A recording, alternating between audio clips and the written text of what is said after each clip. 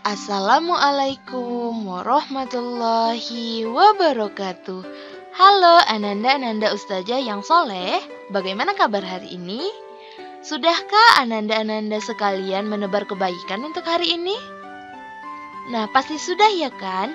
Kali ini bertemu kembali dengan Ustazah Wahdini. Kali ini kita akan membahas tentang materi baru. Namun sebelumnya, yuk kita berdoa terlebih dahulu. Bismillahirrahmanirrahim. Rabbi zidni ilman warzuqni fahman. Amin. Alhamdulillahirrabbilalamin. Kita telah selesai berdoa. Semoga Allah Subhanahu wa Ta'ala membantu kita agar lebih fokus dan membantu dengan mudah kita memahami materi kali ini. Dengan materi baru di bab 3, yaitu mengidentifikasi informasi teks eksposisi.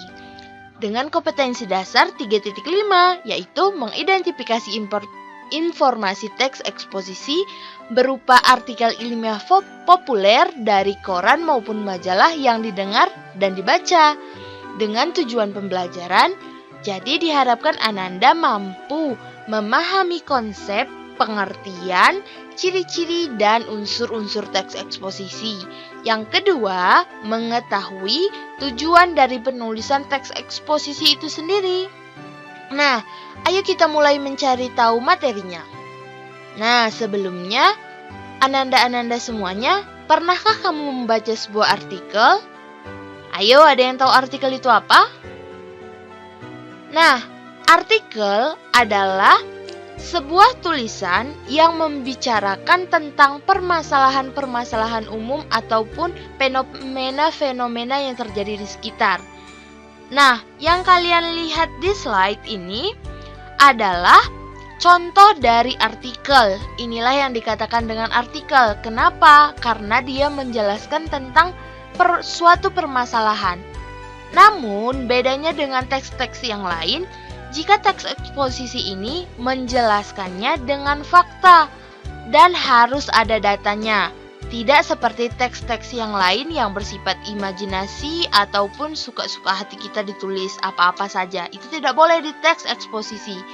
Di teks eksposisi itu tadi apa yang Ustazah bilang? Harus ada data, fakta, dan bisa dipercaya pastinya. Nah, jadi kira-kira dari gambar ini dan dari teks ini, apa informasi yang kalian dapat?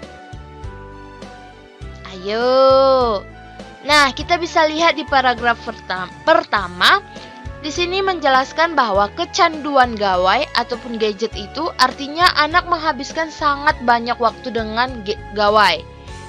Nah, mereka selalu menghabiskan waktunya dengan gadget, namun dengan manusia nyata itu kurang.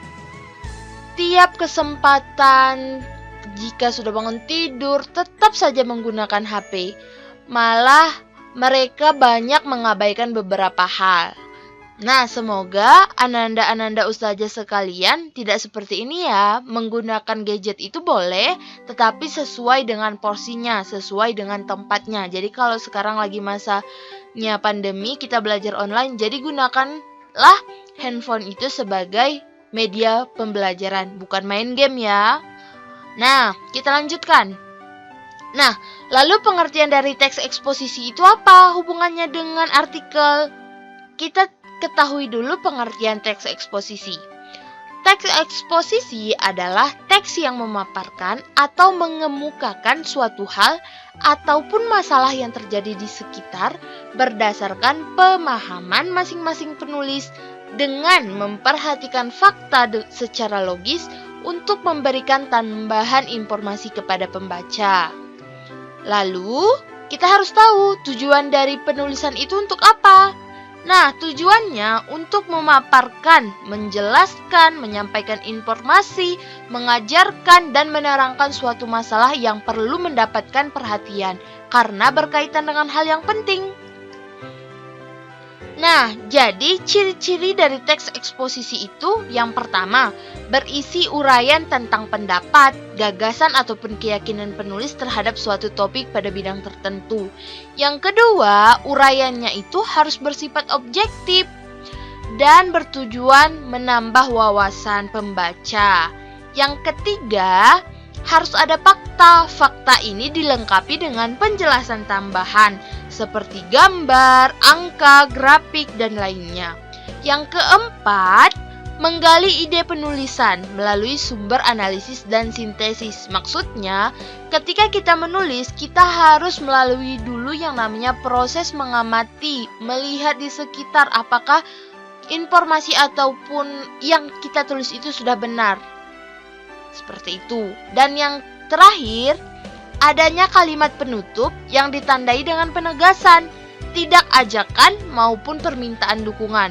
Beda ya dengan teks pidato. Biasanya pidato itu ataupun teks iklan yang minggu lalu kita pelajari, itu kan bersifat persuasif nih.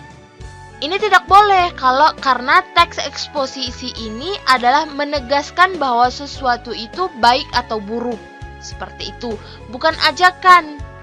Kalau ajakan diharapkan memang mereka pembaca itu terpengaruh dengan apa yang kita katakan. Kalau ini bebas, boleh iya, boleh enggak, karena hanya bersifat menambah pengetahuan pembaca tanpa adanya maksud tertentu. Nah, kita lanjutkan kepada unsur-unsur teks eksposisi. Ada 4. Yang pertama, judul. Kenapa judul? Karena dari judul inilah bisa berfungsi mengarahkan perhatian dan memaparkan isi teks secara singkat kepada pembaca. Jadi karena ada judul ini, kita mampu. Oh, ternyata yang dibahas tentang banjir. Oh, yang dibahas rupanya tentang kecanduan gadget. Oh, rupanya yang dibahas tentang corona. Nah, itu pada judul. Yang kedua, berisi paparan ataupun pernyataan dari gagasan penulis sesuai dengan topik yang dibahas. Jadi disinilah sang penulis meletakkan gagasannya di dalam paragraf-paragraf. Jadi bagaimana menurut si penulis tentang suatu masalah itu dijelaskannya. Yang ketiga, ada argumen. Disinilah ada alasan pendukung sehingga pernyataan ataupun gagasan penulis itu tadi diperkuat. Nah, diperkuatnya itu bisa dengan gambar, grafik, diagram maupun fakta-fakta yang lainnya. Yang terakhir itu ada simpulan.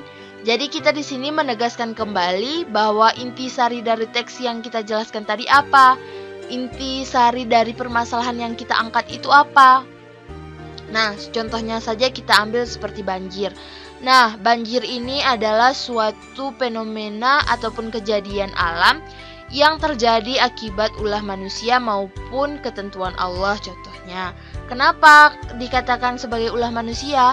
Karena dengan perilaku manusia yang membuang sampah sembarangan itu bisa menyebabkan salah satunya banjir. Oke, nah kita juga perlu mengetahui nih bahwa Allah lah yang telah menurunkan air hujan dari langit untuk kamu.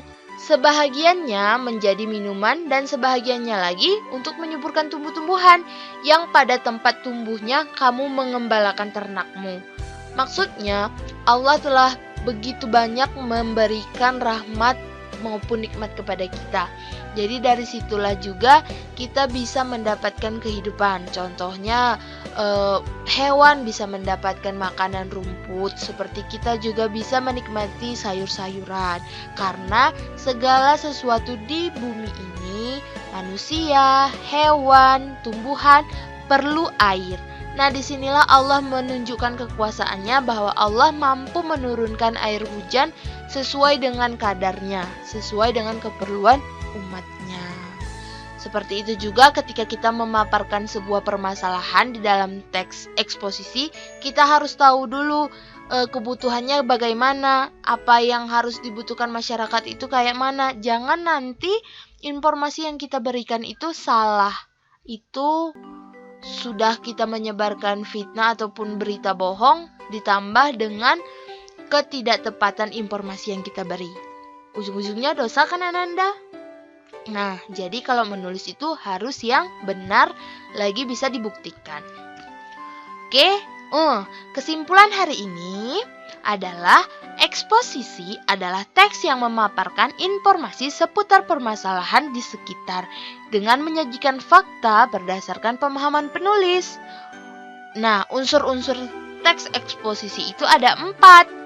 Judul, pembukaan, isi, dan penutup, maupun judul, tesis, argumen, dan simpulan. Yang ketiga, ada ciri, berisi uraian, bersifat objektif, penjelas, dan adanya ide penulis. Nah, ananda-ananda ustazah sekalian, selalu ingat ya untuk menjaga kesehatan, terus semangat belajar, melaksanakan salat wajib 5 kali dalam sehari. Dan jangan lupa untuk menebarkan kebaikan antar sesama. Nah, lebih dan kurang ustazah mohon maaf ya. Jika ada yang ingin ditanyakan silahkan. Wabillahi taufiq wal hidayah. Assalamualaikum warahmatullahi wabarakatuh. Sampai jumpa di pertemuan minggu depan.